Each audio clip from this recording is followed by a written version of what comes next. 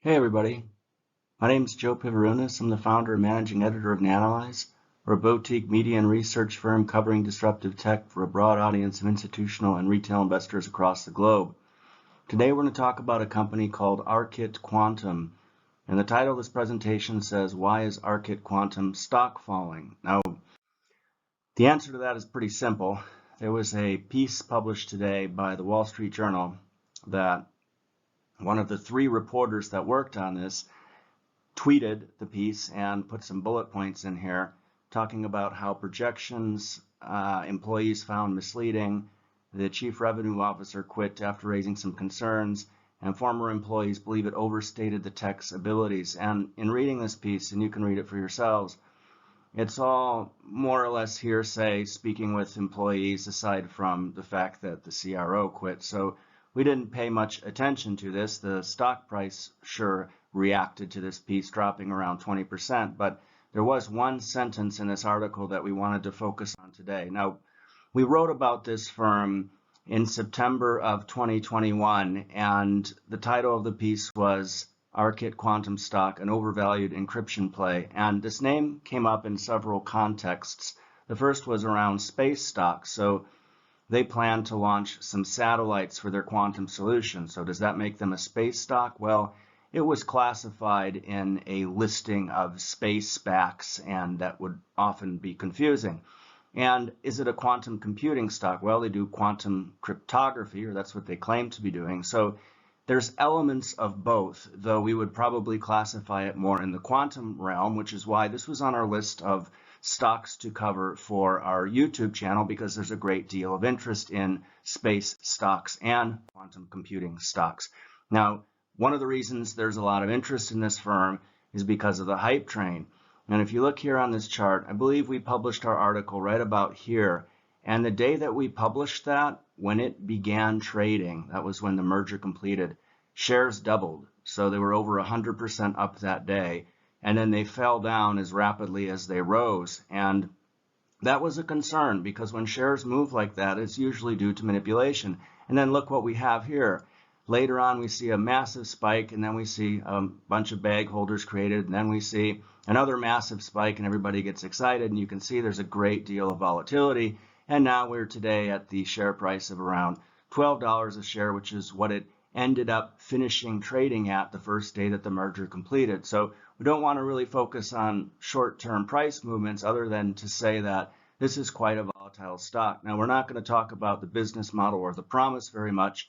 This slide is useful in the first 2 points here. So it says that today Arqit creates root keys in the cloud using terrestrial networks. So their quantum cloud, that's their core product offering, is available via what they say, the cloud, and then it moves to having satellites in place in 2023, and these satellites will be where the operation conducts from. In other words, there's phases, but the product itself will be available. We see here, ready for market, product launch in June 2021. You can see in the second point here. You can also see in the fifth point where it talks about an attractive investment thesis, because they have $1 billion business pipeline with powerful go-to-market strategy. And the article by the Wall Street Journal criticizes this claim in reference to what employees have said. We don't put a lot of value in, let's say, media reports or research reports from short companies that talk about employees bad-mouthing. You can always find any employee that will badmouth their previous employer, and it's all hearsay. So what we really want to focus on is this slide in the SPAC deck. This is very important. It wasn't mentioned in the Wall Street Journal article, and it certainly should have been. The company projected $14 million for 2021. And one thing to note here is that you can see they say December year end.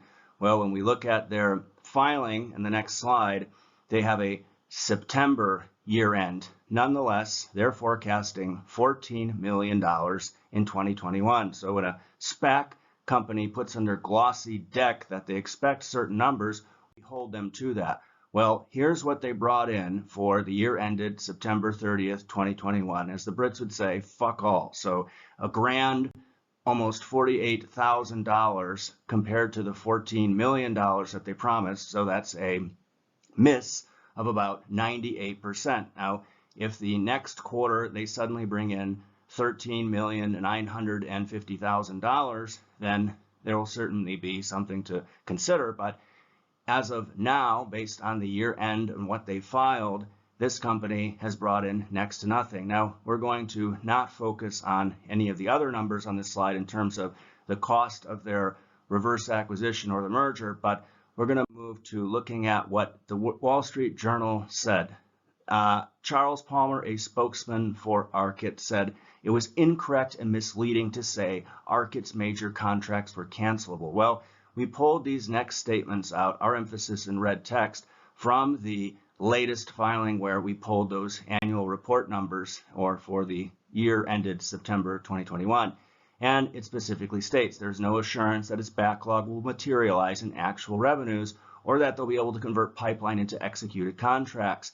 Here it says Arqit's ability to convert its backlog assumes that its customers will not cancel. That's pretty straightforward. And then this gentleman is saying that it's incorrect and misleading to say that Arqit's major contracts were cancelable. So there's some conflicting statements here. This is why we always look at what companies tell the SEC. We don't care what they tell investors in press releases. So moving on to this third point, the conversion of its pipeline into executed revenue generating contracts depends upon a number of factors, including, and this last bullet point, the successful negotiation of contracts with those customers. So all these points pulled out of their annual report conflict with what this gentleman told the Wall Street Journal.